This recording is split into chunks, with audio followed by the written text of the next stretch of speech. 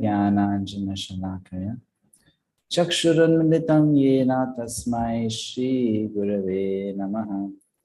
श्रीचैतन्यमनोभीष्टं स्थापितं येन भूतले स्वयं रूपः कदा मह्यं ददाति स्वपदान्तिकम्। वन्देऽहं श्रीगुरो श्रीयुतापदकमलं श्रीगुरुं वैष्णवांश्च श्रीरूपं साग्रजातं सहगणा रघुनाथान्वितान्तं सजीवं साद्वैतं सावधूतं परिजनसहितं कृष्णचैतन्यदेवं श्रीराधाकृष्णपादान् सहगणा ललिता श्रीविशाखान्वितांश्च नमो ॐ विष्णुपादाय कृष्णपृष्ठाय भूतले श्रीमते भक्तिवेदान्तस्वामिन्निति नामिने। नमस्ते सारस्वते देवे गौरवाणी प्रचारिणे निर्विशेष शून्यवादी पाश्चात्य देशतारिणे। नमो महावदन्याय कृष्णा प्रेम प्रदायते कृष्णाय कृष्ण चैतन्य नामिने कौर्तुषे नमः। हे कृष्णा करुणा सिंधु दीनबंधो जगत्पते गोपेश गोपिका कांता राधा कांत नमोस्तुते। तप्त कांचन गौरांगी राधे वृंदावनेश्वरी वृषभानुसुते देवी प्रणमामि हरिप्रिये। मंचकल्पतरुर्भ्यश्च कृपा सिन्धुभ्येव च पतितानां पावनेभ्यो वैष्णवेभ्यो नमो नमः।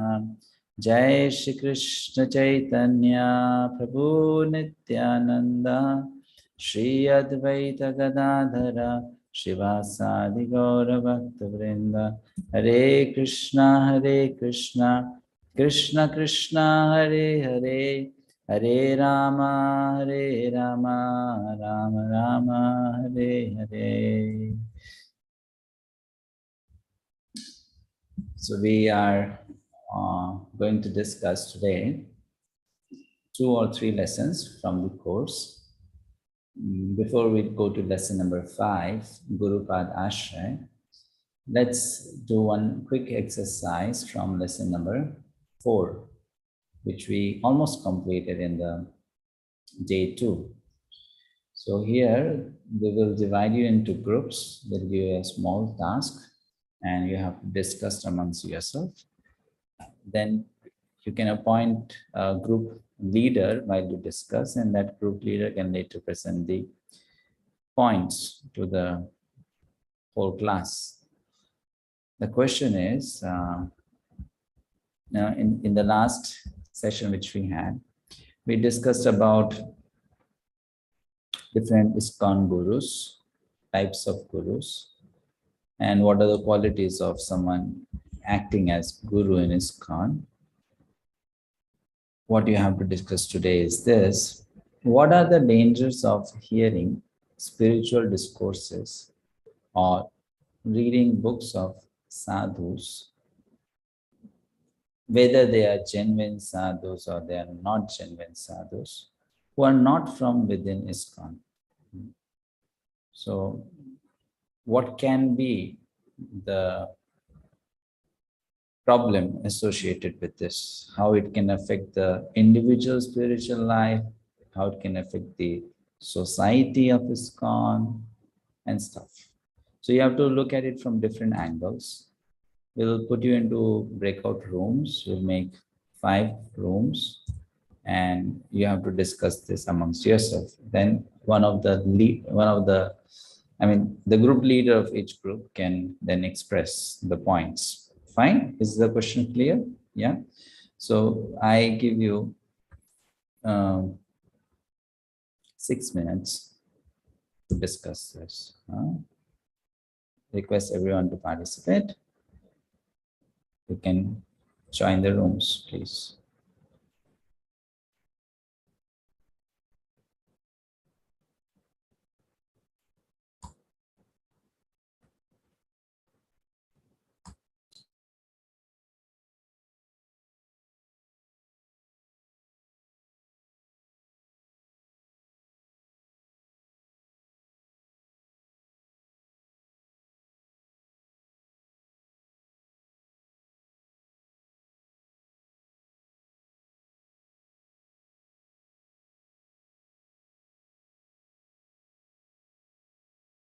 Krishna, Hare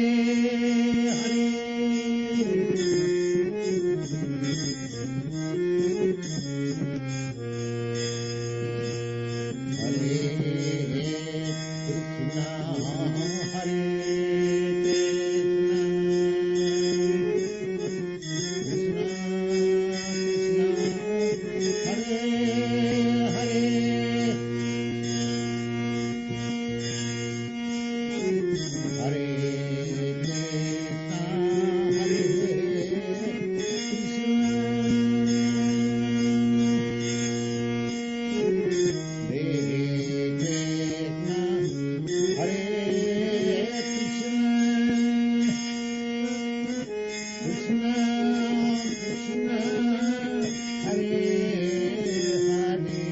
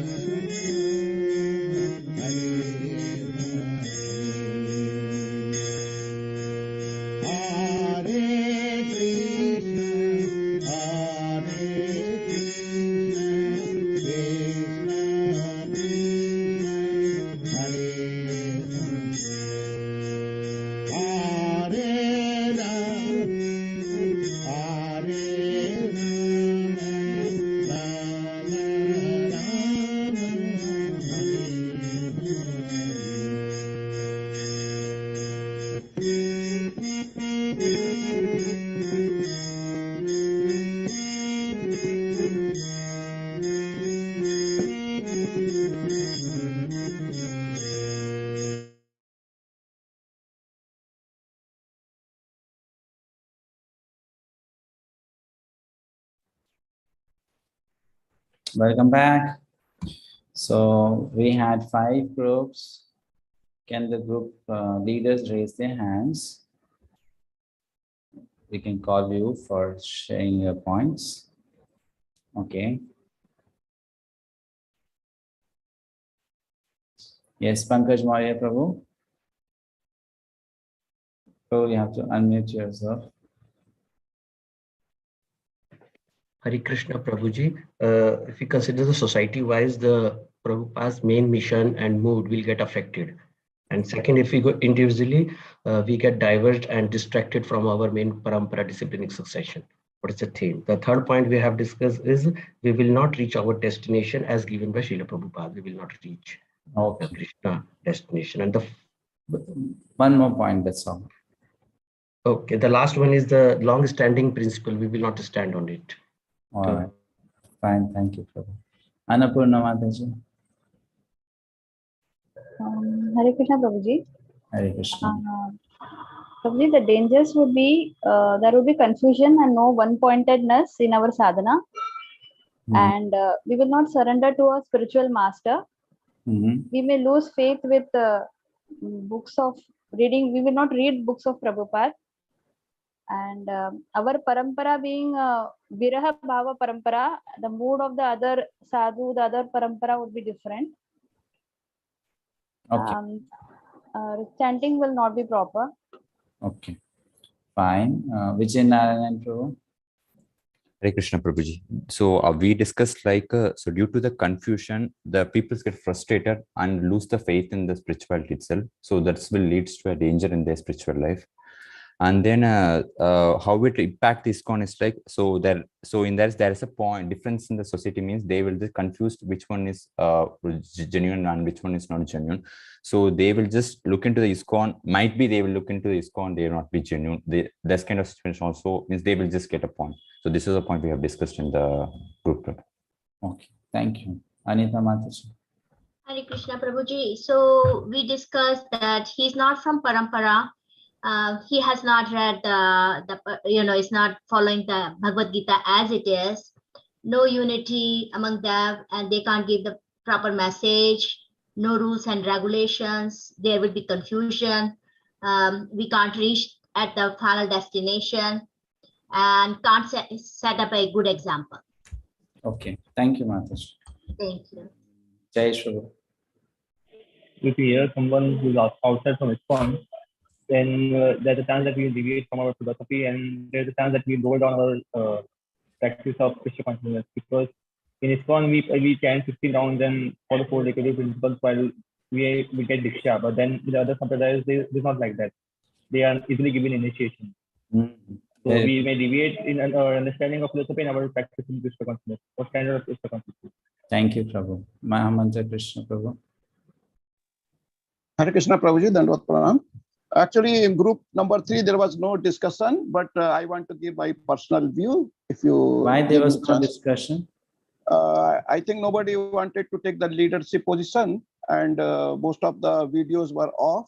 So there Can was you please tell me the names of those who did not participate? What were the names? No, I mean they were there in the video was off, and nobody talked about this thing.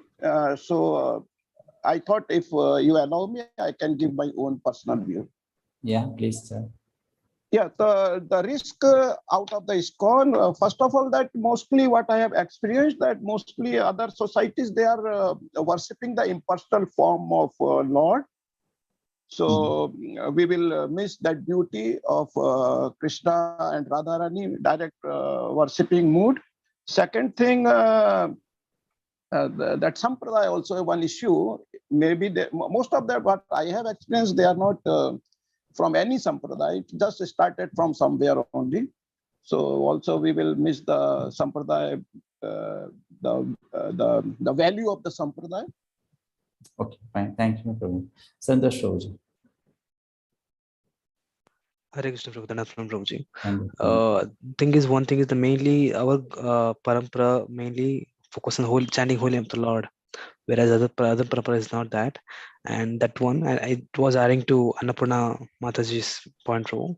And we may not take the full benefit of our parampara, and it may be lead to deviation from the parampara as well, Prabhu.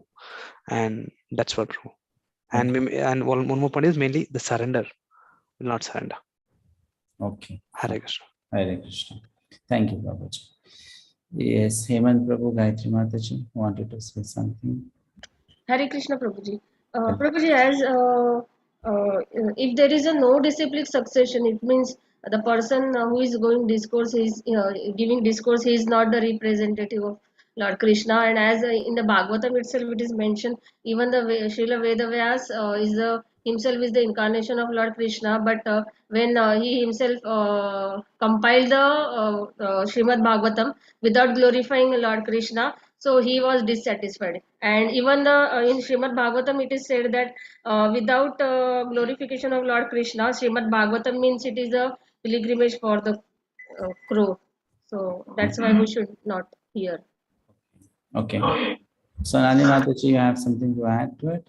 Hare Krishna Prabhuji, adding to the Annapurna Mataji's points, the person who is not belonging to Guru Parampara, he might add or subtract to the perfect knowledge he will be receiving, like we receive from Guru Parampara. So that will bring a big harm to our sadhana and our Krishna conscious practice progress. Fine. So now, like you all gave so many good points. However, what if, let's say, that particular person whom we are hearing from or we're reading the book comes in a bona fide Vaishnava parampara? It's not someone who is speaking Mayavad or is someone who is giving you, diluted understanding of scriptures. Is bona fide, is speaking from the scriptures, is very learned, is a pure sadhu. Because there might be a misunderstanding amongst devotees in ISKCON that there are only good devotees within ISKCON. That is not really true. There are many good devotees outside ISKCON also. There are many good sadhus outside ISKCON also. And they might be very, very exalted as well. And we are not talking about just sadhus who are from different sampradayas. They may be Gaudiya Vaishnavas. Gaudiya Vaishnava means same parampara as which we belong. Gaudiya Vaishnavas who might be outside ISKCON but be very genuine devotees and very learned. So what's wrong in hearing from the right source then? The idea is I should not hear from a wrong source. But if the source is right, they are speaking the same philosophy as the teachings of Sri Chaitanya Mahaprabhu. What's wrong in hearing from them? It will not be dangerous for my spiritual life individually if I am hearing from them. They will also tell you chant names of Krishna. They will also tell you follow four regulative principles. They will also tell that you should not worship the demigods. They will teach everything same. Then what's the harm? Any harm in that? Yes, Santosh Ravi. Prabhuji, in that case, thing is, we may hear, again, we may not surrender. Again, we may hear from other devotees. Again, we'll keep moving on. And that particular devotee or Siksha Guru, if they give some instruction, and we may not be following it. Again, we'll keep hearing from somebody else.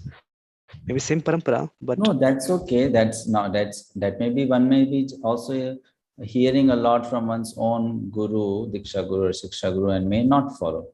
Following is one thing. We are not talking about following and not following. We are now talking all about hearing. What's wrong with that? Mahamantra Krishna Prabhu.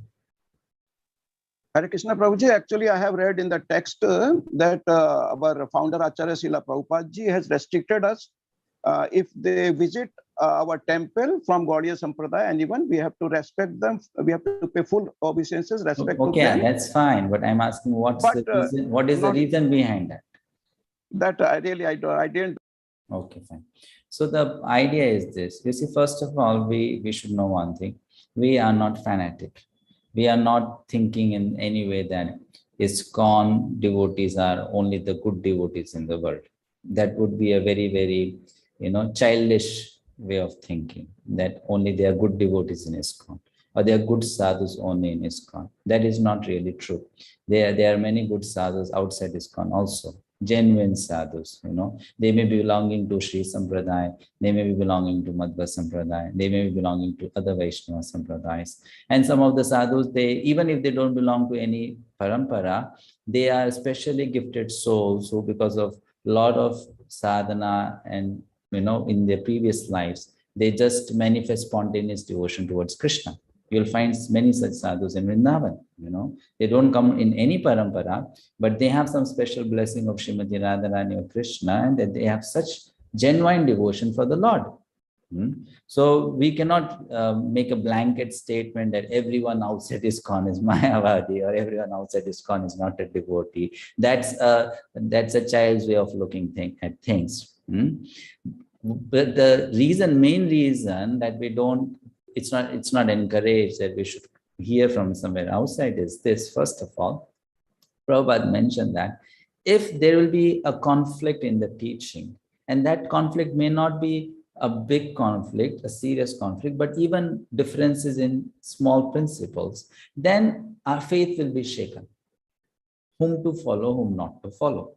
And when that happens, then there won't be a resolute determination in the heart, which is very dangerous for any spiritualist.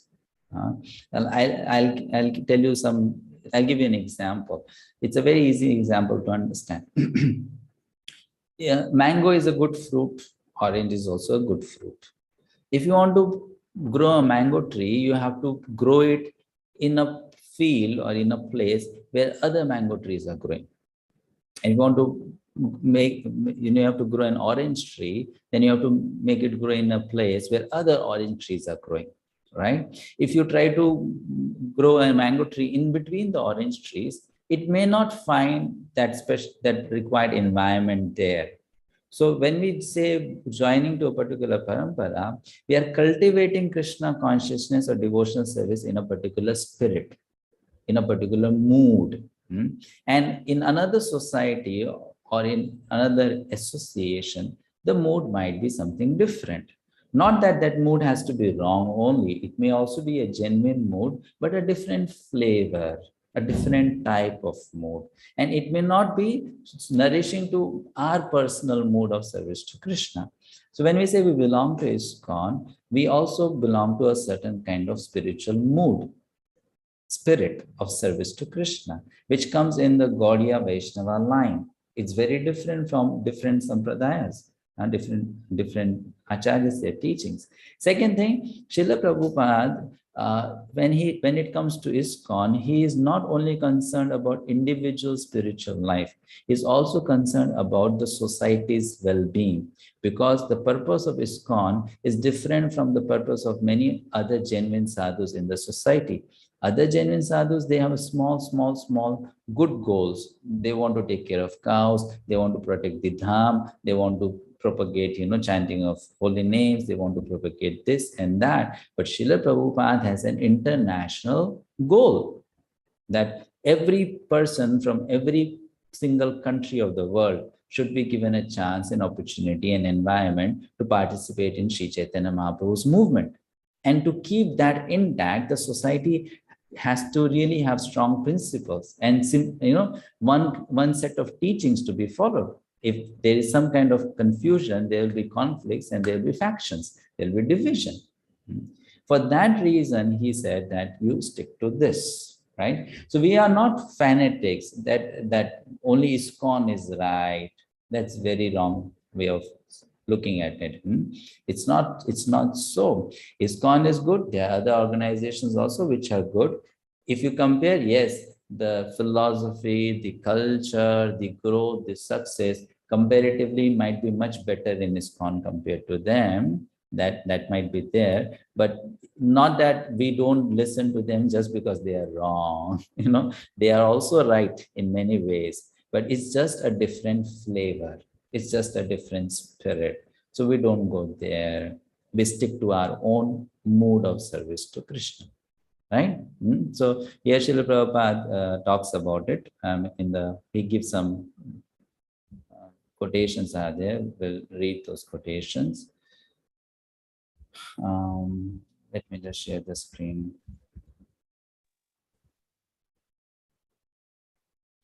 better you stick to hearing from authorized persons like your spiritual master or experienced God brothers, but never try to hear who is not in our line. It is simply a waste of time to hear and then again have to rectify the mistake. And then he talks about welcoming other Vaishnavas. He may be treated as a guest if he comes to our center. Give him prasadam, honor him as an elder Vaishnava, but he cannot speak or lecture. If he wants to lecture, we can tell him that there is already another speaker scheduled. That's all. Now, why Srila Prabhupada made such a statement? Let me tell you the history behind it. When Srila Prabhupada started ISKCON organization, he was very open to invite his god brothers, means disciples of his own spiritual master, to come to ISKCON, visit ISKCON temples, and give talks or lectures, inspire the devotees. Because, Srila Prabhupada had attained huge success, and all alone he was finding it difficult to manage this big society of devotees. And his disciples, they were very, very naive, very immature. So he could see that his disciples were not qualified to lead the movement, and he alone was not able to handle it. So he invited his god brothers to come and help.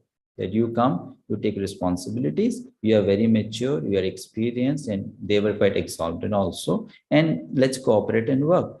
But when he found that his god brothers were speaking certain things which were either becoming a kind of threat to Srila Prabhupada's position as the founder Acharya of ISKCON, or they were speaking so lofty subject matters that the neophyte disciples of Prabhupada were finding hard to comprehend and follow because they were very, very new. So Prabhupada thought that it's not really working. Instead of benefiting the society, it is creating some dangerous situations in the society. So then he said, now no more entertainment of people from outside. Let's just stick to our own family and follow the teachings. Okay, so that's why then he stopped doing that. We can understand from Prabhupada, it was not his mood that I should be the only person whom you should be hearing from. But when he experimented, he found that the results, what he expected, are not coming.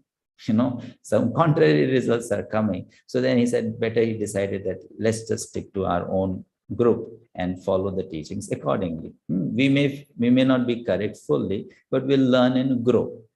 So that was the idea. All right. Any questions on this topic from anyone? Yes, Prabhu. As Prabhupada was saying, never try to hear from someone who is not in our line. Prabhupada saying that hear from the authorized persons like your spiritual master or experienced god brothers. So in that case, now current situation, how can we understand this statement, Prabhu? Now it's very simple. Now we have so many devotees who are disciples of Prabhupada, so you can hear from them, or disciples of Prabhupada, you can hear from them. Now there is no dearth of good speakers, learned speakers within ISKCON. We have so many of them, right? Prabhupada is talking about times when there were not so many exalted members within ISKCON. They were all new members in ISKCON. But now we have a huge number of devotees in ISKCON, within ISKCON, who can speak very well Krishna Katha. You don't have to go outside to hear from someone, right? Sure. Thank you, bro. Fine. So now we go to the next lesson. It's page number 30 of your handbook, lesson 5, Guru Padasraya. Guru Padasraya means taking shelter of the lotus feet of a spiritual master. So if you study Bhakti Rasamrita Sindhu, the book which teaches us about devotional service, in that book, Srila Rupa Goswami mentions 64 items of devotional service, which every devotee must follow or observe. The first item of devotional service mentioned there is Guru Padasraya, taking shelter of the lotus feet of spiritual master. Why? Because without accepting a spiritual master, one will not be able to follow any of the following limbs of bhakti. So first is accept a spiritual master. And it's not just one. Actually, 5 out of those 64 points are about accepting a spiritual master. It is such an important thing that he gave 5 points, different points on the same topic. So Guru Padasraya, taking shelter of a particular person and accepting that person as one spiritual master. But before a person does that, does Guru Padasraya, now in Iscon, now it is being encouraged to everyone that they should first take shelter of the lotus feet of Srila Prabhupada, Prabhupada Ashraya. Why? Because in Iscon, whoever is, whether that person is committed, not committed, new, old, they have, whether they accept or not, they have a relationship with Srila Prabhupada because they are coming to ISKCON, they are being benefited by ISKCON, they are following the teachings of ISKCON, and everything in that is coming from Srila Prabhupada, right? So taking the shelter of Srila Prabhupada first. So regarding this, Prabhupada mentions the importance of this. Yasya deve para bhaktir yatha deve tatha guru tasyet kathita hi antaha prakashante mahatmanaha. Shvetashvatara Upanishad. Only unto those great souls who have implicit faith in both the Lord and the spiritual master are all the imports of Vedic knowledge automatically revealed. The Vedas are huge, and understanding the Vedas is not easy. Just by self-study, one cannot. So here it's mentioned for those who have faith in both the Guru and the Supreme Lord. And to such person, the Vedic knowledge is revealed automatically. Means that person can understand the Vedas, apply the Vedas, and be benefited. So this is expressed here. Now, I will ask you to do this exercise. You can, okay, before we do this, let's do this exercise, then we do the other thing. So who is eligible? You just have to raise your hand and give answer to this question. Who is eligible to take shelter of the lotus feet of Srila Prabhupada? Who can take shelter of the lotus feet of Srila? What is the eligibility? Pankaj Prabhu? Hare Krishna Prabhuji, everyone can take. Everyone can. Very good. Very good point. Yes, Santosh Prabhu? Who are following the teachings of Sri Prabhupada. Whoever is following, yes. Right, in any way, whether following a little bit, following fully, Vijayanayan Prabhu. Means who anyone can take, Prabhu, only they want to desire and dedicated towards it. Very good. Aruna Mataji? One who is ready to be fully surrendered to Srila Prabhupada and follow his instructions. He should be fully surrendered. If they are not fully surrendered, they cannot take the shelter? They should be ready to follow the instructions, not without any, they should not have a doubt. Fine. They should not come with a doubt. Let's say one is still not ready to follow, then one should not take the shelter at all?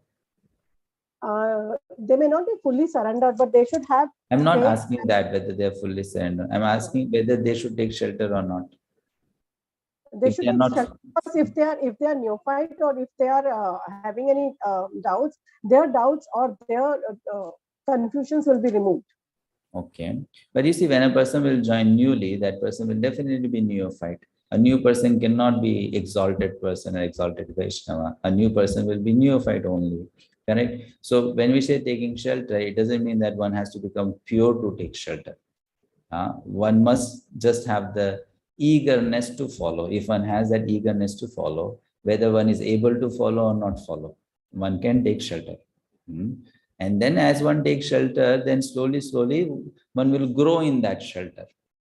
And then one will become a perfect follower, right? Initially, anyone who joins, it's not necessary that person will be able to follow 100%, fully and perfectly. Kusumataji. Prakhar Prabhu. Hare Krishna Prabhuji. Prabhuji, I believe that anybody who wishes to learn the process of devotional service. Okay, yeah. All right. So anyone who has eagerness to learn. Fine. So now what you do is in your handbook, that page number 30, you list down the points in what way you as an individual can develop a deep and authentic relationship with Srila Prabhupada. What you have to do as an individual to develop a deep relationship with Srila Prabhupada.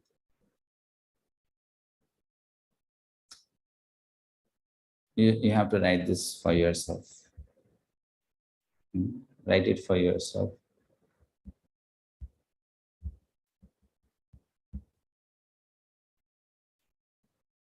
Take 2-3 minutes. Think of all the points possible.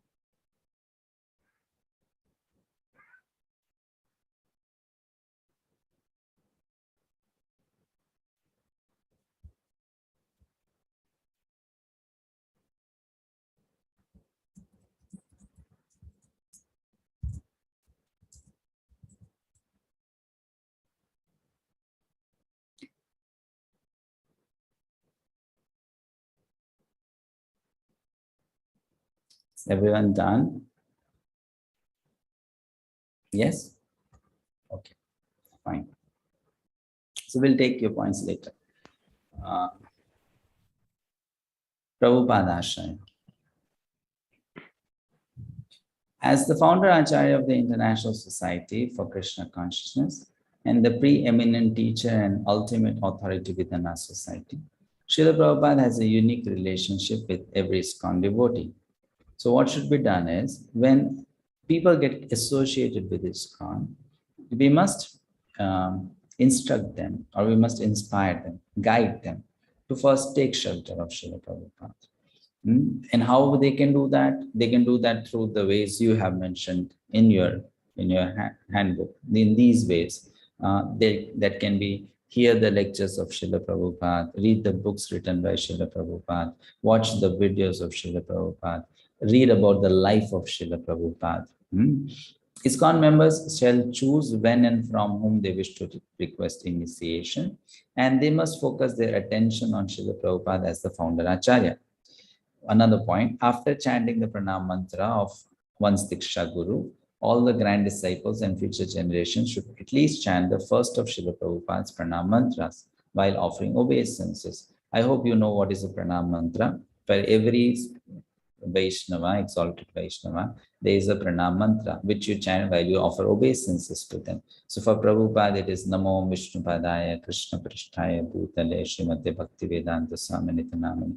That's the first part. Then there's the second part, right? So like that, for Bhakti Siddhanta Sri Thakur, we have 4 mantras. For Garuda Das Babaji, it's 1. Bhakti Vinod is 1. Jagannath Das Babaji, 1. For one's own spiritual master, they may be 2 or 3 or 1 pranam mantra.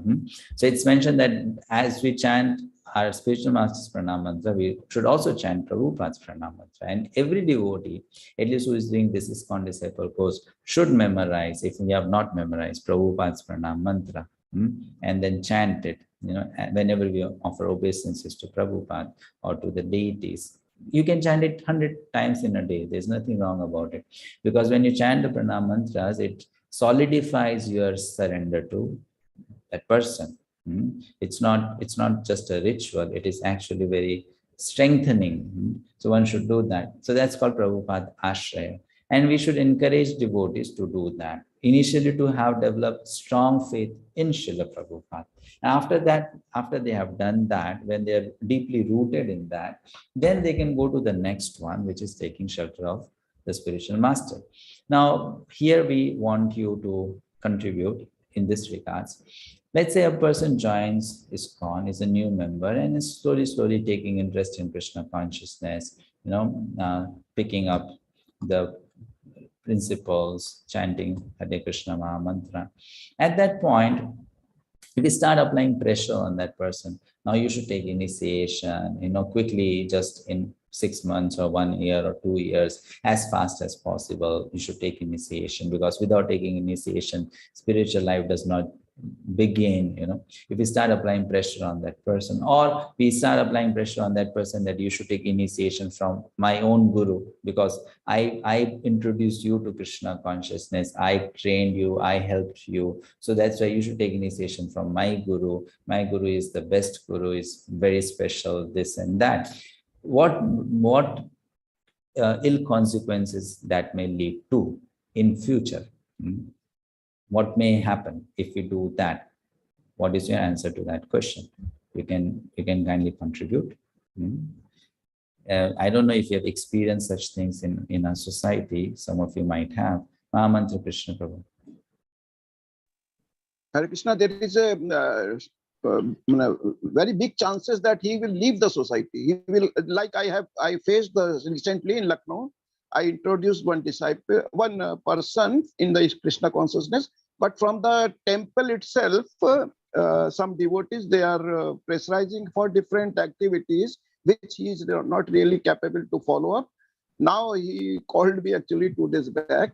Prabhuji, I am thinking to go to other society, but I somehow counseled him. I said, ignore them and you practice Krishna consciousness, because we are serving Prabhupada and Lord Sri Krishna. So he become in the mood to continue again. I said, keep everything in the Krishna's hand.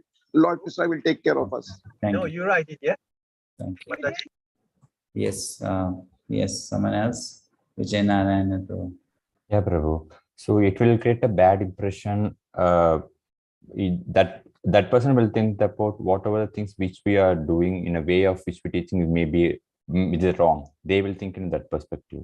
So they will just lose the interest and leave the society as well. Yeah. Okay. Okay. Thank you. Aruna Mataji. Hare Krishna Prabhu.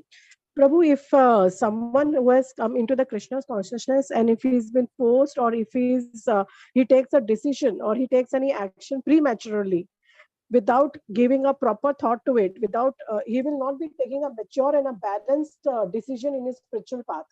And later on, he can get confused. And maybe the probability of his leaving Krishna consciousness can be there. Very good point. You see, if a person does not take decision voluntarily, then there's always some scope of that person thinking, because it's me who did not decide, perhaps that decision was not the right decision. So if anything wrong happens, instead of personally taking the responsibility of the decision, one will say, it's because of him or her, my spiritual life is ruined now, or I'm into problem, right? So if you let a person take his or her own decision, even if they have done a mistake, they will take the responsibility on their own head, and then they'll try to rectify the situation. But if you force someone into something, what will happen? They will start blaming the other person, and they may even then think that instead of helping me, they just spoil my life, and they may then leave the society. So it's very important that we let people become mature enough so that they can make this decision of themselves, right? Not that we make a decision for them. We can suggest, we can guide, we can inspire, but we cannot take such decisions for them. It's they who have to decide on their own, right? Santosh Prabhu? Hare Krishna Prabhuji. Thing is, if they pressurize to take the initial stage, they may leave, bro. As like even I have seen one devotee like who initiated, then he left ISKCON as well. And the second one is like take initiation from my own guru. That's a major problem. Like it may create a disturbance among the congregation itself. So they may divide the center because of the I groupism and guruism. Those things may happen. And third one is like there may be like some, even I have heard that some devotees they went from our ISKCON and they went to Ritvik and they joined there. So that's issue also may come from you. All right, thank you. Milind? Hare Krishna Prabhuji. Prabhuji, I think there are two things in this. One is that person has to be himself fully understand the implications and really want to become a disciple. That is first. And second is he has to put in proper efforts to evaluate and understand whom he should select as a guru. Yeah. Because the connection between the guru and shishya has to be there. And he should have faith that this guru is going to take him back to Godhead. So So only then he will have that faith and conviction to follow the guru, whatever he says. Correct. It's a voluntary process. Krishna consciousness is completely voluntary. It's my choice that I want to be Krishna conscious. It's my choice that I want to go back home, back to Godhead, right? So it has to be natural. It has to be given the time it needs. The growth has to be organic, and that will be healthy. Prakhar Prabhu. Hare Krishna Prabhuji. So just adding to what Milind Prabhu just mentioned, so for like a successful devotional service, the foundation should be really strong.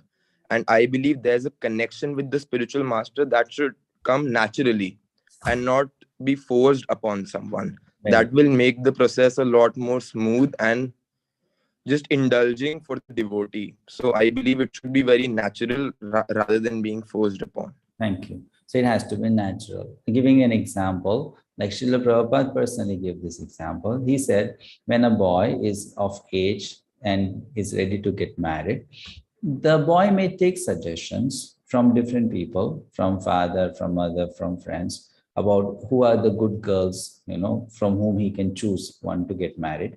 But after all, it's that boy who alone has to decide, right? That, okay, out of these many options, this particular girl is the best candidate. Likewise, Srila said that one may take suggestions from others, one may take advice from others, and others may also give that input. But it's, after all, a person's individual decision.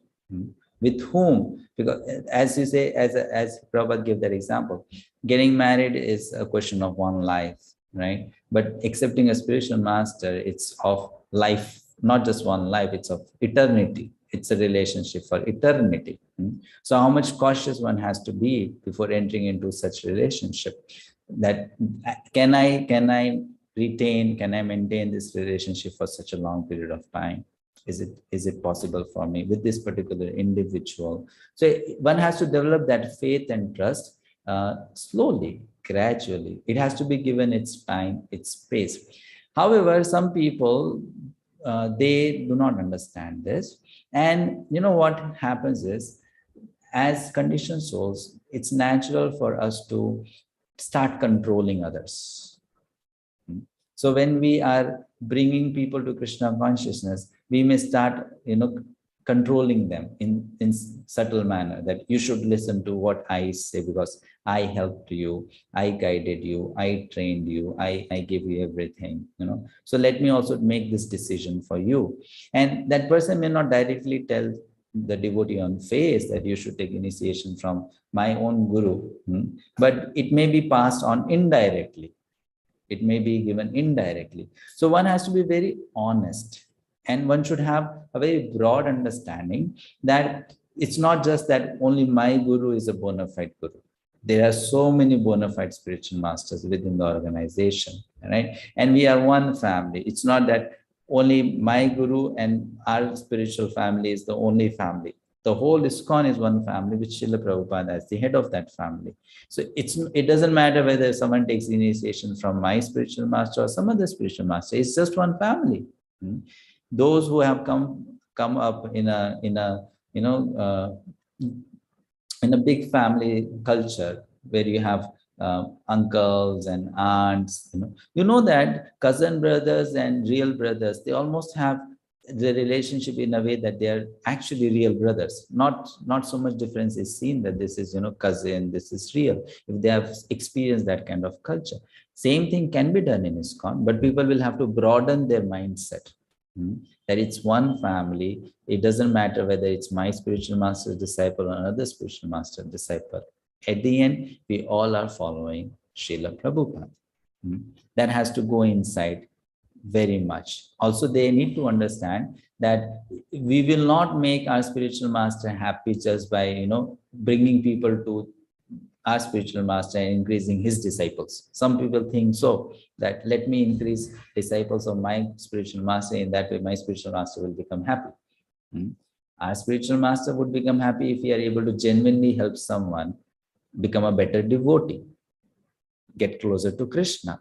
Doesn't matter whether that person is directly a disciple or not a disciple.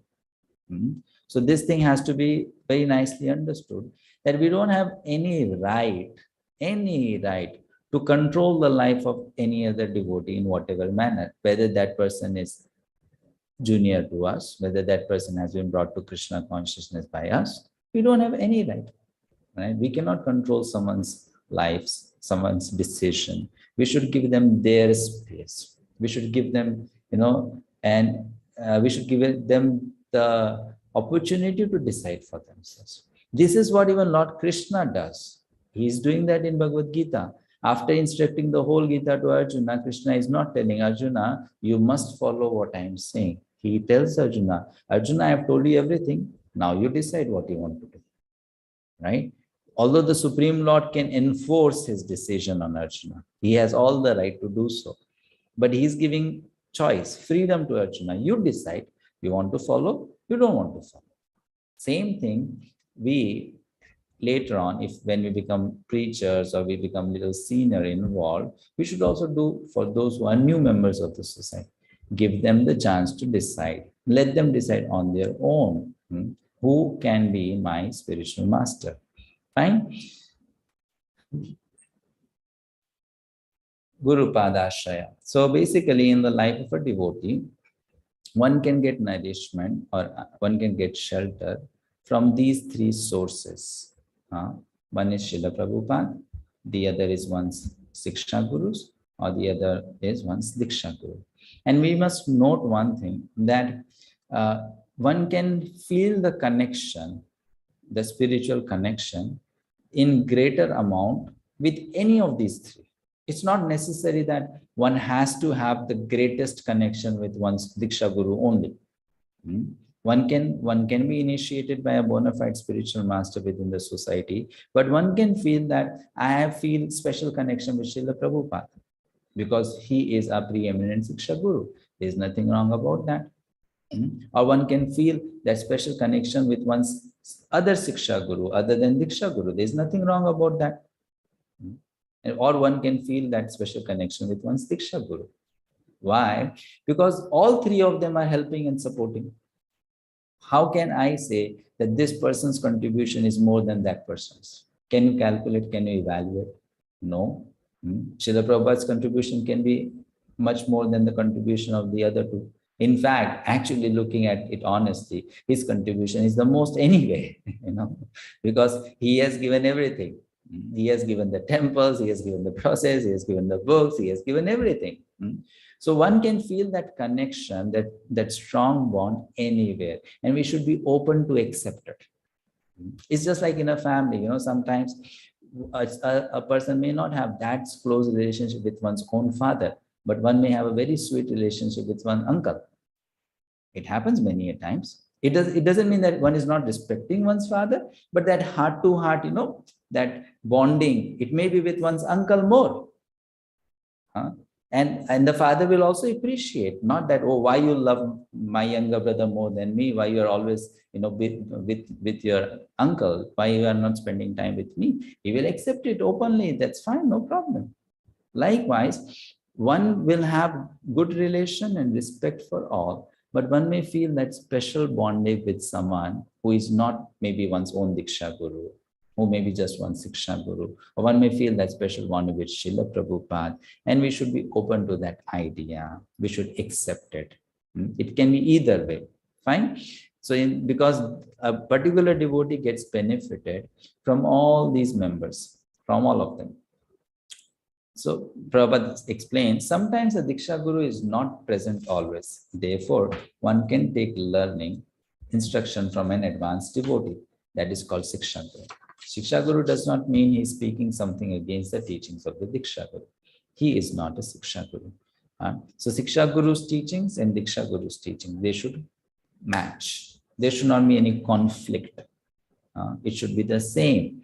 Then one can take learning from anyone whose teachings are matching. It's the same teaching, same Guru Tattva, right? We discussed about that before. Teachings are same, so it's one Guru Tattva. Harmonize. Spiritually mature managers may be the main Siksha Gurus for devotees who are not their initiated disciples. And such relationships are to be fully encouraged by the initiating spiritual masters. Now, I am telling you something which is a reality. In ISKCON, we have spiritual masters who have thousands of disciples, and they cannot on their own individually have a direct relationship with all the disciples. But these spiritual masters, they have very senior disciples who are in the movement for 30 years, 35 years, 40 years. So when a new devotee joins the movement, that devotee may not get direct association of one's Diksha Guru so much, may be able to meet only once a year or ask a question once a year. But that devotee may feel that he or she is completely sheltered and happy under the guidance of a senior Vaishnava who is not Diksha Guru but a Siksha Guru. There's nothing wrong about it. We cannot say, no, because this person does not have a direct relationship with one Siksha Guru, his situation is not healthy or her situation is not healthy. Not necessary. If one is growing, making progress in Krishna consciousness, and one is sheltered properly, even under some other Vaishnava, senior Vaishnava, that is also fine. That is also okay. There's nothing wrong about it. Krishna can deliver in any way. As such, a devotee is ultimately delivered by Sri Krishna, acting through a combination of various manifestations of his mercy. This is so important for we to know. It's not that the mercy is coming from one place only. Definitely it's coming from Sri Krishna, but then Sri Krishna will use different channels or mediums to send us help, to send us mercy. We cannot say that this is the only one channel from where I'm going to get the mercy. What are those channels? It's mentioned. These include but are not limited to Chaitya Guru. Chaitya Guru refers to the super soul sitting in the heart, the Srila Prabhupada, the Guru Parampara, one's Diksha Guru, other Siksha Gurus, the holy name, Shastra means the scriptures, and the 9 processes of devotional service. We get help from all of them. So who delivers the devotee or disciple? They all deliver. The holy name delivers, the scriptures deliver, the limbs of bhakti deliver, so many Siksha Gurus help, Srila Prabhupada is helping.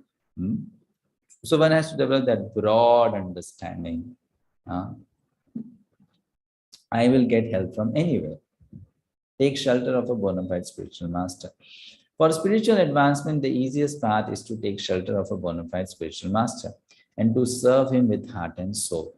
That is the secret of success. As stated by Vishwanath Chakravarti Thakur in his 8 stanzas or prayer to the spiritual master, Yasya prasadat bhagavad prasadaha.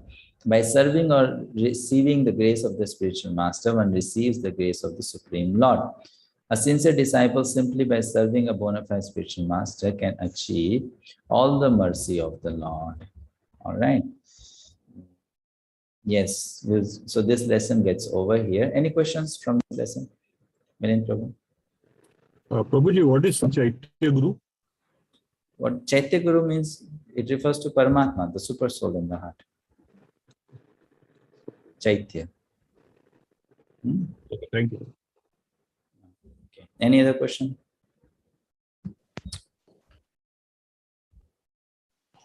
Hare Krishna Prabhu. Prabhuji, as stated, earlier, you said that the connection can be that bonding can be, it may be with the spiritual master or Siksha Guru or Sri Prabhupada. And as stated by Vishwanath Chakravarti Thakur in the 8th stanza, it says a direct connection with the spiritual master. How he should serve his spiritual master, he should have that unique connection with him. But how can you understand these two statements, Prabhuji? No. So when you say spiritual master, it can mean Srila Prabhupada also. Why Diksha Guru is only the spiritual master? Spiritual master is Srila Prabhupada also. Spiritual master is other Siksha Gurus also. Okay. We are thinking the word spiritual master refers to only Diksha Guru. Okay. The word spiritual master can refer to anyone. What is meant by spiritual master? I accept that person as the master of my spiritual life. Okay. So it can be Srila Prabhupada, no. It can be one Siksha Guru also. So when we limit the definition in this way, that it is my Diksha Guru only, then the whole thing becomes limited. Okay. Right? So the word itself is broad. When I say Guru or spiritual master, it's broad. It can refer to Diksha Guru, it can refer to Prabhupada, it can refer to Siksha Guru, it can refer to Bhakti Vinod Thakur, it can refer to Bhakti Siddhanta Saraswati Thakur. Right? Okay, Prabhuji. Yeah. And when we sing the Mangalarti, then whom we should remember? All the acharyas we should remember. When we sing Mangalarti, we can remember all the acharyas. Or if you have developed that very special relationship with a particular acharya or a particular great Vaishnava, then you remember that person. Sure. Thank you. Right? If one has developed that deep bonding with a particular Vaishnava, then remember that Vaishnava. Thank you, Prabhuji. Yes. Hare Krishna, Prabhuji. Prabhuji, my question is, if one finds oneself in a situation in which one is being forced or being told to take a premature decision or been forced to take Diksha from a particular group, and the person has still not decided whether whom to make his or her spiritual master. In that situation, what to do? Like if some counselor is there and they say, no, you take Diksha from my guru only. In that situation, what should be our conduct and our consciousness, and how should we behave? In that situation, we should pray to Lord Krishna to provide us a better counselor. Okay. So in that situation, you can maintain safe distance from your present counselor, because counselor means someone who will help, not someone who will create anxiety for you. Right? So if that person is not doing his or her job properly, then you should look for another devotee as your Siksha Guru or guide, who is more broad-minded. So that is not counted as a Vaishnava Aparad. There is no Vaishnava Aparad in that.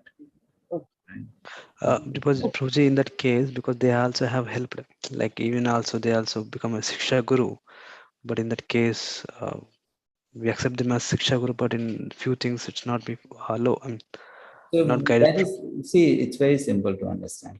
When you say Siksha Guru, it doesn't mean that all Siksha Gurus are at the same level of authority, isn't it? So a person should not speak beyond one's authority. Like for example, someone is teaching you the book called Science of Self-Realization. You're doing a course on Science of Self-Realization. Someone is teaching you that book. So the authority of that Siksha Guru is limited to teaching that particular book to you as a course material. But then that person doesn't have the authority to tell you whom you should take initiation from. So if that person is sticking within one's authority limit and giving you a guidance, you are bound to accept it. But if that person is giving you a guidance outside that authority limit, then you are not bound to accept that request or suggestion. So we should know what our role and responsibility is. We cannot act outside that. And if someone starts acting outside that, we have all the right to say no to it in a sweet manner, not in an offensive manner. You have the right to Communicate to them that I'm not ready to follow this decision of yours. You can say that. And if that person is mature, that person will accept. If that person is not mature, then that person is no longer qualified to act as your guide.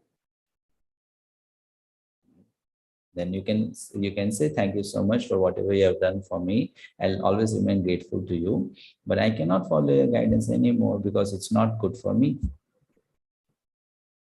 Right? Milind Prabhu. Prabhuji, can the Diksha Guru be from some other sampradaya or somebody who has given a mantra, and then he's not there? Then can Shiksha Guru be from ISKCON? There will be then clash of teachings, because when you see a different sampradaya, then there are different teachings. Teachings are not same, instructions are not same, practical guidelines are not same. The mantra may not be the same. So then it will be dangerous. It will not be so helpful. So one should stick to Diksha Guru, Shiksha Guru from the same sampradaya, not different. It has to be same. Padashaya. Hare Krishna Prabhuji, this is a little bit out of the context, but I have read in the book that at the time of initiation, Diksha Guru gives some mantra. This mantra is other than this Maha Mantra? That is second initiation. There are two levels of initiation, first and second. In the first initiation, one gets the Maha Mantra, which anyone gets anytime before initiation also. But in second initiation, called Brahman Diksha, one gets Gayatri mantras. That's called second initiation. That is different from first initiation, Hari Nam Diksha. Right? So those are different mantras, Gayatri mantras, that one gets in second initiation. So that time they start chanting that mantra, and this Maha Mantra they will chant also or will not? Of course, one chants Maha Mantra throughout one's life. It's second initiation is not a replacement, it's an addition. It's something added, not that, it replaces the first one. Something is added to the first one, that's called second. Yes, bro? Okay. So if no more doubts on this, shall we move to the next topic? Prabhuji, I just wanted to ask, actually, in the book it's written, for the initiation it's compulsory, and before that, whatever we chant, it's not, it's of no use. So is it true, means initiation is compulsory? Initiation is compulsory, it's true, yes. Okay. Initiation is compulsory. One has to take initiation at some point of time in life. But when it says, we have to understand the whole thing, the whole process of initiation. When you say initiation, you should know initiation has levels. Initiation is not just a one-day event. It has different levels. The day I accept sincerely that I want to be Krishna conscious, I want to follow the teachings, that day you are initiated. That day you are initiated. Just that there was no formality, there was no ceremony, but you accepted the process. So you are initiated because you started following it, isn't it? So that day initiation happens. Now, at a certain point of time, you want to formalize that relationship. You want to make it official. You want to declare it to the public. You want to declare it to the Vaishnava world that now I'm connected to this parampara officially. I have accepted a spiritual master officially. That's the ceremony of initiation. Just like giving again an example, a girl and boy, the match is fixed. So they are husband and wife from that day, isn't it? They have accepted each other as husband and wife from that day. But then when the marriage ceremony happens, now it is declared to everyone. It's officially explained, announced, isn't it? Or after that, then there's no question of now going back on that decision. Likewise, initially one has been initiated because one is following, but then now you are sure to follow lifelong. So you want to commit to it. You want to make it official. Then there is the ceremony of initiation. Now you are more connected better than before. And again, that is not the best yet. It's not that I'm initiated, so I'm 100% connected. I've just started now, officially. Then I am going to go further on, make further progress. Then there'll be further greater levels of connection. And you go to the second initiation. Okay? Yes, madam? Thank you, Guruji. Hare Krishna. Hare Krishna. So we go to the next topic for today, which is selecting guru. Selecting someone as a Diksha Guru, specific person as a Diksha Guru. So on what basis should one do that? They are able to see the slide, yes? No? Okay. So please note down this in your handbook, page number 32. What are you looking for in a guru? For yourself as a person. What are you looking in a guru?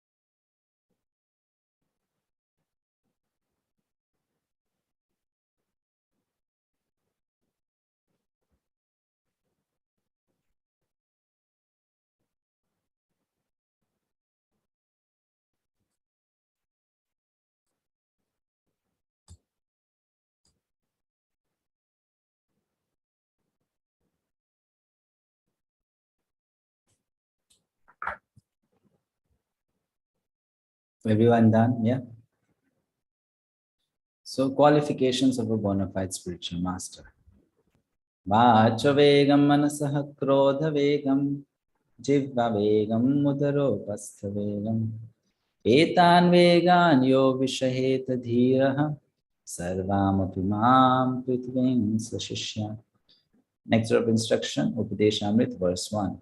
A sober person who can tolerate the urge to speak, the mind's demands, the actions of anger, and the urges of the tongue, body, and genitals is qualified to make disciples all over the world. Which means a person who is a Goswami or a Swami can act as a spiritual master, a Diksha Guru, can act as a Guru. So one has to be spiritually fixed, advanced. That doesn't mean one has to be a liberated soul. This we discussed in the previous sessions. When it says the spiritual master must be a liberated soul, we should know the word liberated has many different meanings. The word liberated can mean one is actually self-realized, and the word liberated can also mean one who is fixed on the path of self-realization. Because someone is fixed on the path of self-realization, eventually that person will become liberated. So it means both, one who is perfect and one who is on the path of perfection, fixed on the path of perfection. So that person is qualified to make disciples.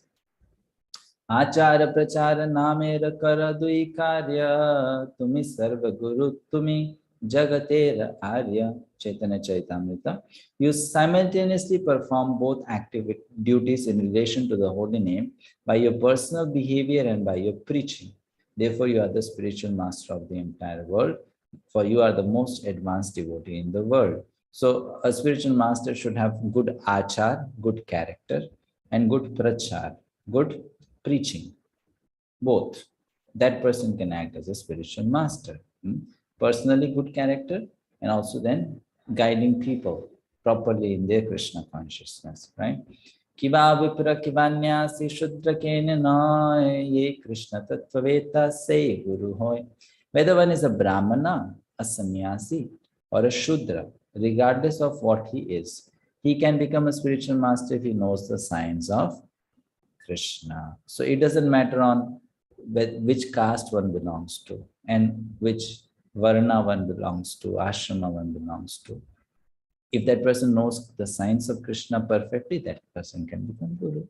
That person can be grihastha, that person can be sannyasi, that person can be brahmachari, that person may be from Indian background or outside Indian, foreigner background, right? That person may have white body, black body.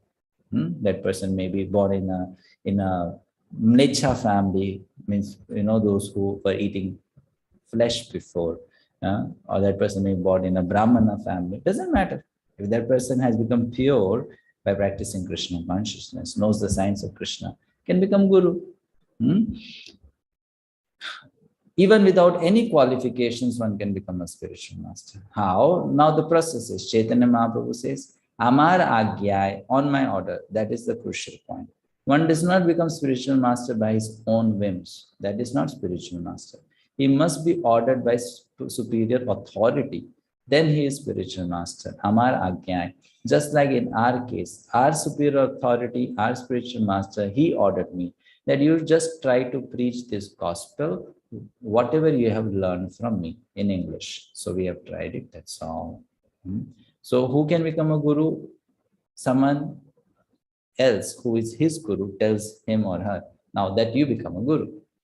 Finish, right? That order has been given, the legacy has been passed on, and that person will carry it forward. That's the qualification. So, okay, go to the page number 33, and there in the box, write inappropriate and appropriate reasons of choosing someone as one's guru. Appropriate and inappropriate, both.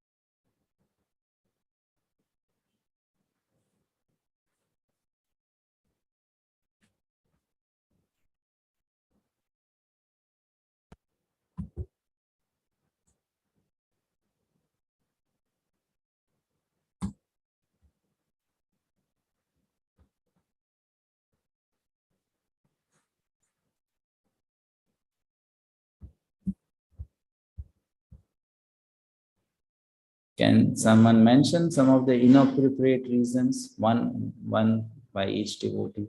What can be an inappropriate reason to accept someone as one's Diksha Guru? Pankaj Mandya.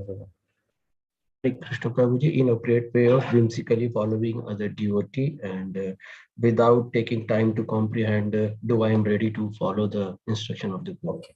Yeah, without taking sufficient time. Aruna Mataji. Hare Krishna Prabhuji. It is like if one finds around one's surroundings that, oh, the people around me have a guru, they have a Diksha guru. I am left behind. I will be left behind. So I should also make it. So it is something like a herd mentality. So one should not go into that. Just because others have done it, they have their valid reasons and they are mature enough. So just because a feeling of left behind, one should not make a guru because of that. Yeah. One should not follow it as a matter of fashion, right? That others are doing, so this is the trend, so I should also go for the same. Yeah, Swami Mataji. Based on like caste, creed, or body color, we should. Yeah, correct. Thank you. Based on caste or creed. I remember once I went to Kerala. I was visiting one devotee's house. I met one lady there. She used to do a lot of Bhagavatam saptas in different villages in Kerala and other states of South India. So she's a devotee in Iscon, initiated devotee. So I asked her, how did you meet your spiritual master and decide to take initiation? She said, I was born in a Brahmin family. So that's why I thought any devotee who is Brahmin and is Guru, I'll take that person as my Guru. Because one has to be Brahmin. I was born in a Brahmin family. How can I accept someone who's lower than a Brahmin as my Guru? You know? So people, on the basis of these considerations, which are totally material considerations, they want to choose the person as Guru. It should be from my village, should speak the same language I speak, should be from same caste, should have this particular color of the body. Like that, they decide. So that's inappropriate. So Nalinanda Mataji. Hare Krishna Prabhuji.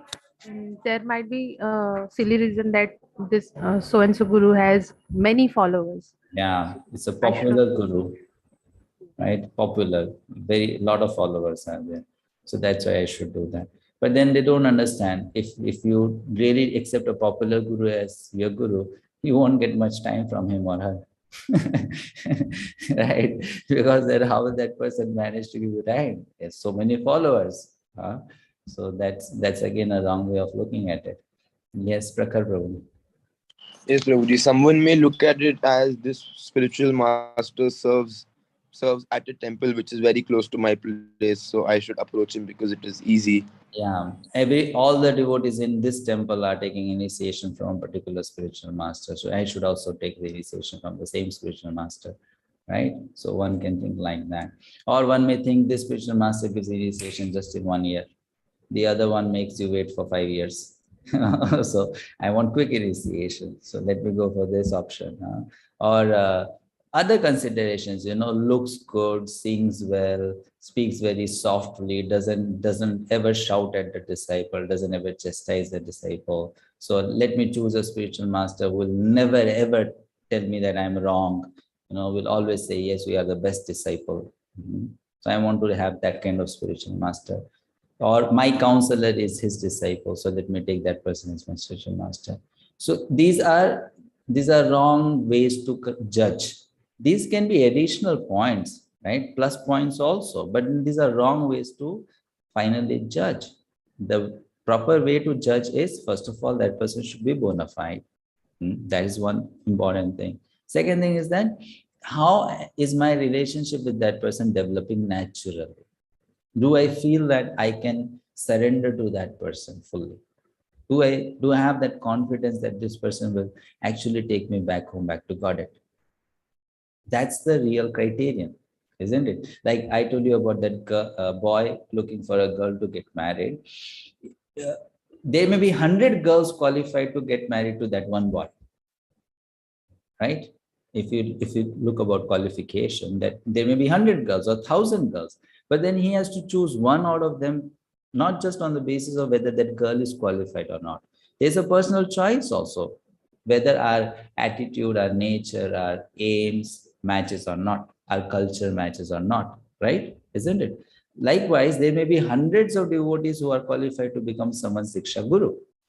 And we have to choose one from them, where we feel naturally the belongingness. Yes, I belong to this particular culture, to this setup, to these teachings. I belong there. I can fully dedicate myself there. I give my heart and soul there. So that has to develop. On that basis, one should choose. So for selection, Srila Prabhupada says this, and we have discussed this, that there has to be mutual examination of guru and disciple. Very important. The guru should examine the disciple, and the disciple should examine the guru.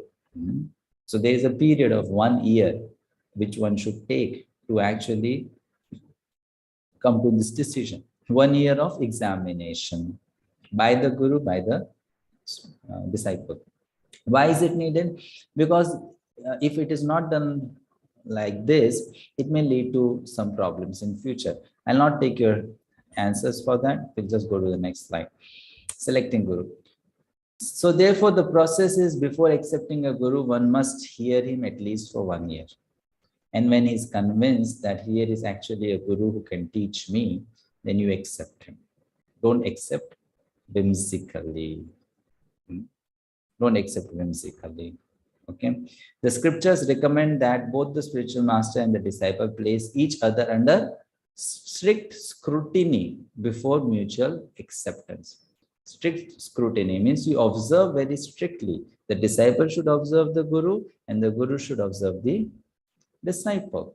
Since even ordinary household items are tested before acquisition, it is only an unfortunate fool who will fail to go through a testing period in the selection of his spiritual master, who is the best friend of the living entities. The point is that one must not bring upon himself the calamity of having to reject his spiritual master. If one is prudent, one can avoid such a situation. Because it's not that, we are experimenting. I did not like this guru. I took initiation. Now let me just change, now let's me go to another guru. It's not that it's not so cheap. It cannot be, something that can be, what do you call, rewinded to a past situation. It is, when it is done, it is done. So one has to give that sufficient time. Take your time. Don't jump into it. Don't be in a hurry, right? Take your time and then commit to it. So for the individual, this is very important. It is personal responsibility of candidates for initiation to correctly choose by the exercise of their own intelligence a particular devotee or spiritual master. Candidates for initiation should accept initiation from a spiritual master only after developing firm and mature faith in that devotee. Sadhu, Shastra, and Guru are the authoritative references to apply in ascertaining the level of advancement. How do you know who is how much advanced? You cannot know that from what the general public is saying. You can know about the advancement of a person by looking at that person, observing that person through the eyes of the scriptures. Is that person having the qualities which are mentioned in the scriptures? That's how you judge. You have to observe yourself. Is that person sense control? Is that person mind control? Is that person austere? Is that person completely dedicated to serving Lord Krishna? Not what the public says, what people say. You have to see that. You have to experience that. And see if that person has that quality. If yes, then okay, it's a bona fide person. Receiving official ISKCON Guru approval signifies that the devotee has successfully completed the authorization process set forth in ISKCON law, and that in the judgment of certain senior devotees, the candidate measures up to the standards and guidelines given in ISKCON law. This is something very serious for us to understand. Even if someone is a bona fide guru within ISKCON, doesn't mean that I should accept that person blindly. I also have to do my part of testing that person. Just like, if a person passes a university with a degree, do the companies that come for selection of candidates for job, they not test the student? They test the student, right? Though the student has passed the university, they have their own examination to test whether this person is qualified to join the company and be a good employee. Likewise, even if ISKCON says these 100 people are qualified to initiate, they are Diksha Gurus, it lies on the shoulder of the candidate to also test that person, if that person is really, really genuine, if that person is really qualified. Okay, so this is for the selection. It is imperative that a serious person accept a bona fide spiritual master in terms of the Shastric injunctions. Srila Jiva Goswami advises that one not accept a spiritual master in terms of hereditary or customary, social, and ecclesiastical conventions. Ecclesiastical convention means institutional conventions. Just like I go to this temple, in this temple, 99% of the devotees have taken initiation from a particular spiritual master. So I must also take initiation from that spiritual master. That's called ecclesiastical. Thinking of the institute and then thinking of this decision based on that. That's wrong. One should simply try to find a genuinely qualified spiritual master for actual advancement in spiritual understanding. This has to be done, right? Very simple. You don't require large definition. What is Guru? So Vedic knowledge gives you indication that tad vijnanatham. If you want to know the science of spiritual life, tad vijnanatham sa gurum eva vikachet. You must approach Guru. And who is Guru? Guru means who is the faithful servant of Lord. Very simple. So we'll stop here. Any questions or comments? Hare Krishna Prabhuji, thank you for the knowledge gaining lecture. So I had this one small doubt. So like if a devotee may give this reasoning that this particular spiritual master has less number of disciples as compared to other spiritual masters. So there's a possibility of the devotee getting Vapu Seva as compared to Vani Seva. So would that be an inappropriate reason? That is not a very, very strong reason. Why it's not a strong reason? Because Vapu Seva is good. However, Vapu Seva is not something which is permanent. It's not going to last forever, right? For how many years one can do that seva, and for how long one can do that seva. If one gets opportunity, one can do it for some time. And the relationship is not just based on Vapu Seva, it's mainly based on following the instructions, which is whether you do Vapu Seva or you don't do Vapu Seva. Isn't it? So that is not a very strong reason. It can be one of the good reasons, but not a very strong reason. So it qualifies as a supporting reason, but not the... It can be a secondary reason, not really a primary reason.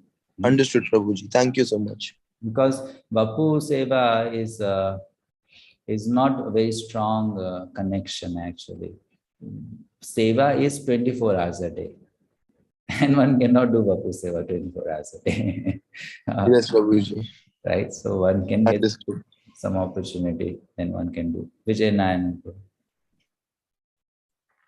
Who has two questions? So first question is like, so in that mention you have been, in the one point you have mentioned like Srila Prabhupada, the Guru has given the instruction like to go and preach what are the things that are given to in the English. That's a kind of a once, so how everyone can become a spiritual master.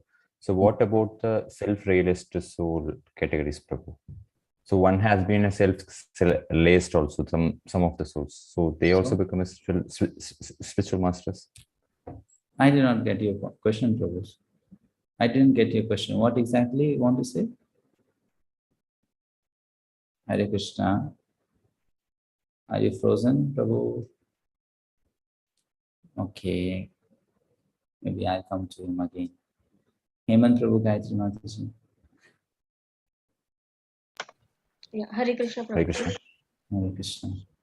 Prabhuji, actually I want to ask that while taking initiation, because I am under so and so counselor or Shiksha Guru, and I'm waiting for their I'm waiting for their I'm waiting for their ask that if they ask me that do you want to take initiation, or may they consider me eligible, and because I'm waiting for from reply from their side, so I didn't ask them that I want to take. So,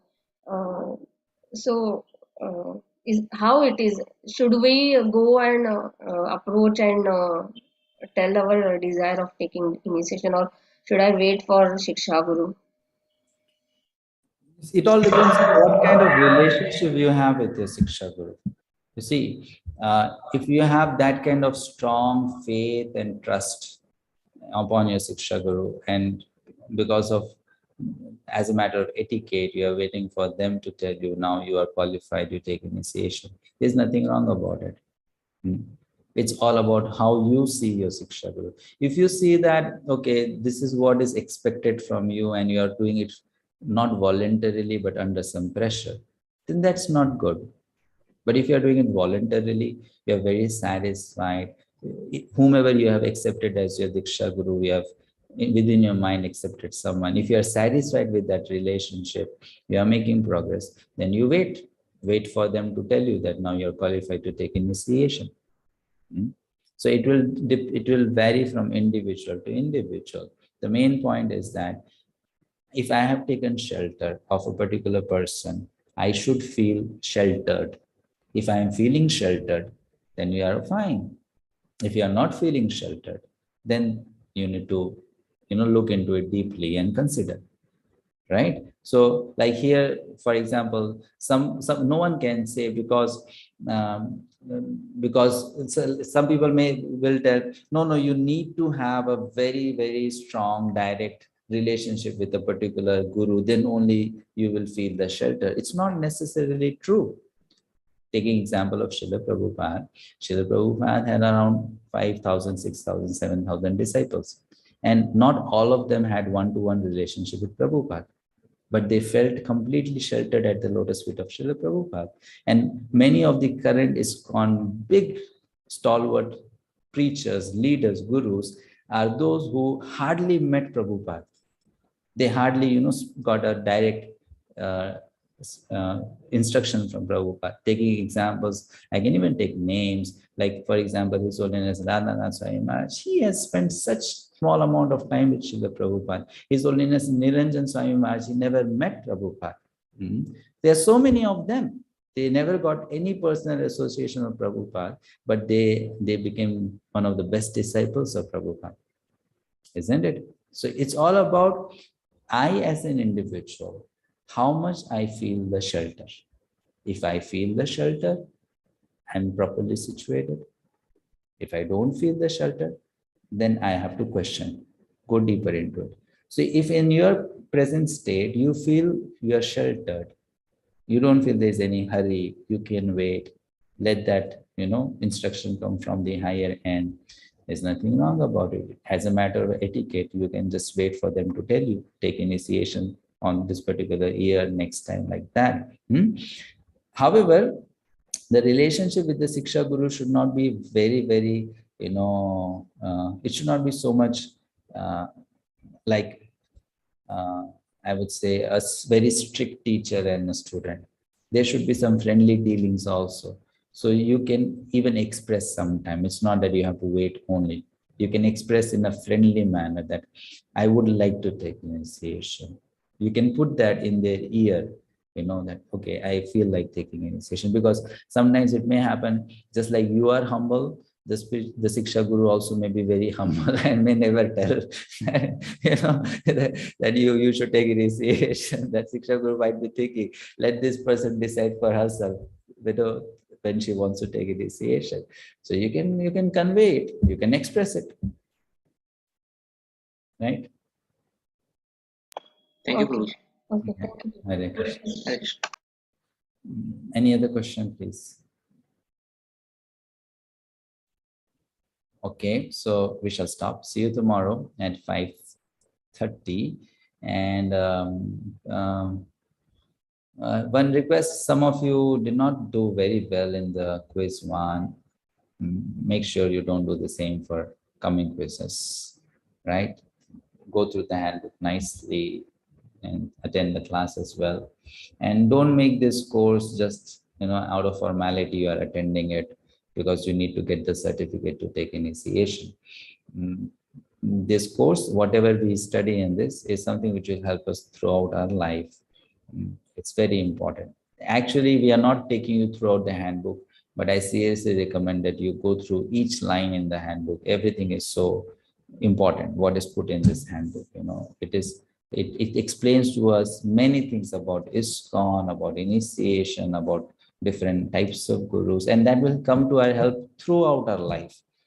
It's not just a thing of matter of 1 day, 2 day, 1 year. It's going to help us throughout our life. So don't do this course half-heartedly just for formality's sake, that I have paid the fees, I'll give the exams, I'll get the certificate, and my initiation will be done. Go through it properly, study it seriously, so that we are sure of what we are getting into. And in future, if you have to help others, guide others, then you can also give them proper guidance. If you know well, you will be able to teach well or share well, right?